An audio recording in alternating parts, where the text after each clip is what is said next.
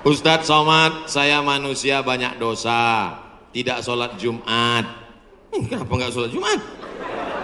Man tarakal jumu'ata salasa marratin, siapa yang nggak sholat Jumat 3 kali berturut-turut tahawunan, bukan karena sakit, bukan karena darurat, tapi karena menyepelekan panggilan Allah, taba'allahu ala qalbi, Allah mengunci pintu hatinya. Kalau sudah hati terkunci, telinga tersumbat, mata tertutup, khatamallahu ala qulubihim wa ala sam'ihim wa ala absarihim ghishawah.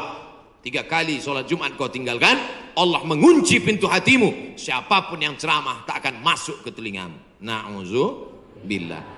Saya ingin bertobat dan sudah menjalankan taubat, maka sholat Jumatlah engkau.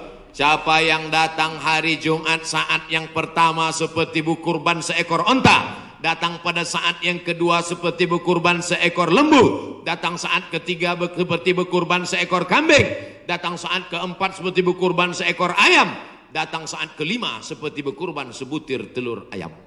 Sekarang banyak yang datang hari Jumat, jangankan telur ayam, telur puyuh pun nggak dapat. Datangnya kapan? Ketika khotib sudah naik ke atas mimbar, jamaah Jumat yang dimuliakan Allah, baru dia datang. Terlambat, udah terlambat sholat sunat lagi.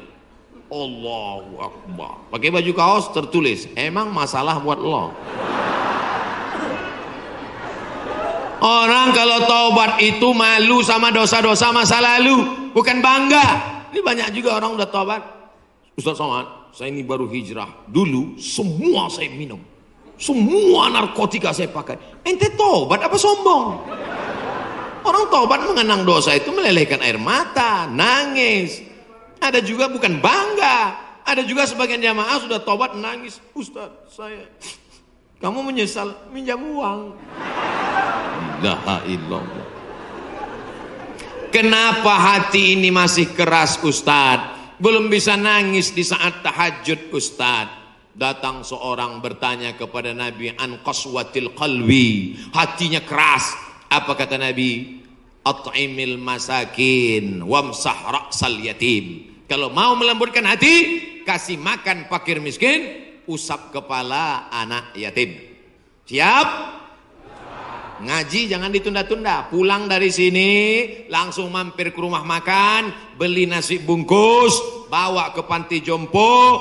Anak mereka sudah meninggal, hidup sebatang kara, belikan kain sarung, langsung datang. Assalamualaikum Bapak Ketua Panti Jompo. Waalaikumsalam. Berapa semua orang jompo di sini? Ada 100 orang. Saya mau makan siang sama mereka.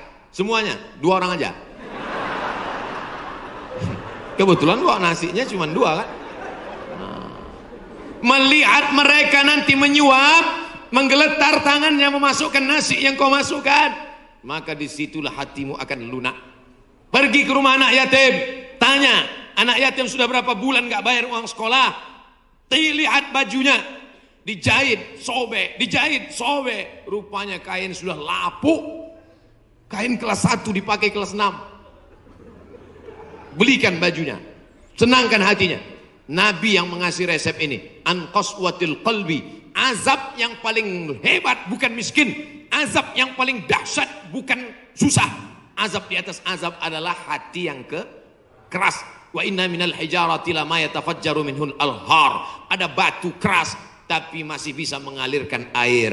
Wa inna minha lama yahbitu min khasyatillah. Ada batu yang keras tapi hancur berkeping ketika takut kepada Allah. Di atas bukit Tursina, saya ketika naik ke atas bukit Tursina di Mesir, tempat Nabi Musa menerima wahyu, itu nampak batu-batu hancur. Kata imam masjid yang ada di atas, inilah batu yang hancur saat takut kepada Allah SWT.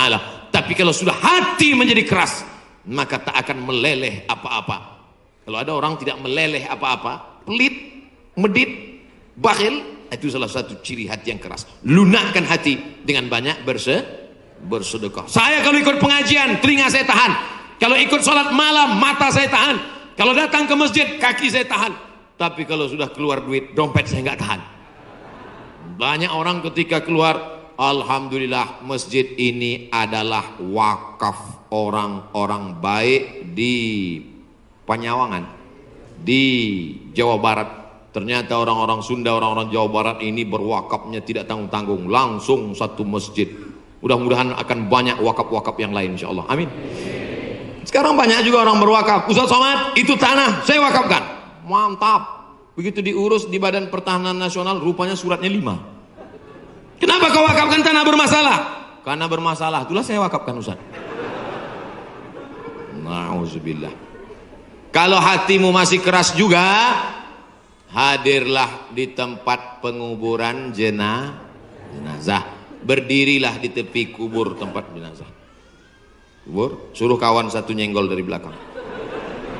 Masuk kau ke dalam, kau sambut jenazahnya, kau pegang masuk ke lubang, terasa dingin dari bawah. Sadarlah bahwa kau juga akan mati masuk ke dalam. Rumahmu yang besar tinggal, istrimu akan nikah dengan brownies.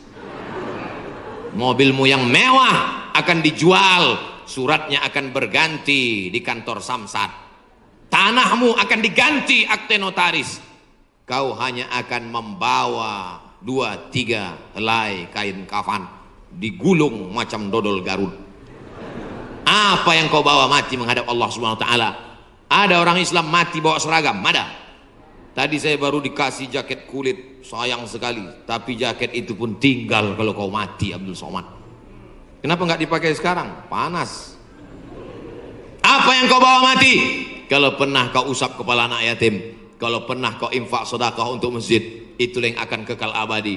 Yang mewakafkan tanah ini sudah meninggal, tapi terang kuburnya, lapang makamnya insyaallah. Amin.